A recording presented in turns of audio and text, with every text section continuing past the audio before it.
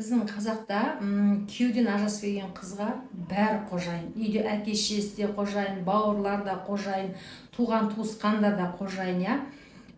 Өзі онсыз да самооценкасы төмен болып қиналып келген қызды біздің қазақтар көзге шыққан сүйелдей көреді ғой. Бияқтан әке-шешең түртеді, бияқтан бауырларың жақтырмайды. Одан кейін келген қонақтардың барлығы да айтатын сен боласың ғой. Мен өзім бұрын қайтып келген кезде, мен қонақ келетін кезде өзім комнатамның есігін жауып алып шықпайтынмын. Себебі олардың айтатын сөзін білемін. Ана жақ не деді? Күйеу жақ келетін болды ма?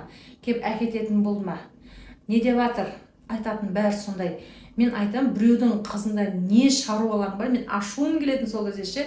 Менде не шаруаларың бар? Өздеріңді біліңдерші деп сол кезде қатты ашуым келетін ше.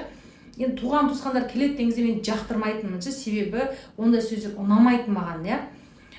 Сол үшін мен қалай квартираға бала шағамды алып бөлек шығып кеттім, сол кезде до того жеңілдеп рахаттанып қалған ғой. Негізі біздің қазақта қайтып келген қызға дұрыс көзқараспен қарамайды. Ол қыздың сезімдері, ол қыздың қалай қиналғаны, не үшін қайтып келгені, ана жақта не болған қызық емес. Біздің қазақта қайтып келген қыз жаман болды, иә. Оның ешқандай қыздың өзінің проблемасы біздің қазақтарға қызық емес қой.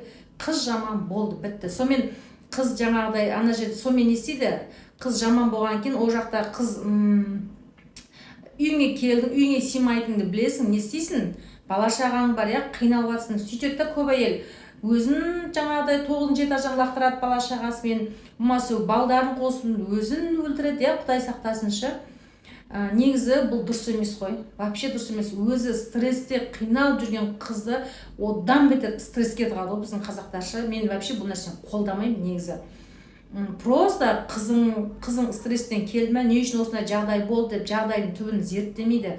Қызыңның жағдайын көріп тұрсың ба, барып психологқа апар, қызыңды қарат, апар, иә, қызыңның сезімдерімен, көңіл күйімен жұмыс жаса. Онсыз да қиналып келген қызыңды түрте берме. Ол қызды әрине ол тупикке тығады. Сол үшін құрметті аналар, қыздарыңыз ажырасып келмесін десеңіз, бірінші ең алдымен өздеріңізбен жұмыс жасаңыздар, өзіңізді зерттеңіз. Қызды сізге Аллах берді ме, Аллахтың аманатына қиянат жасамаңыздар.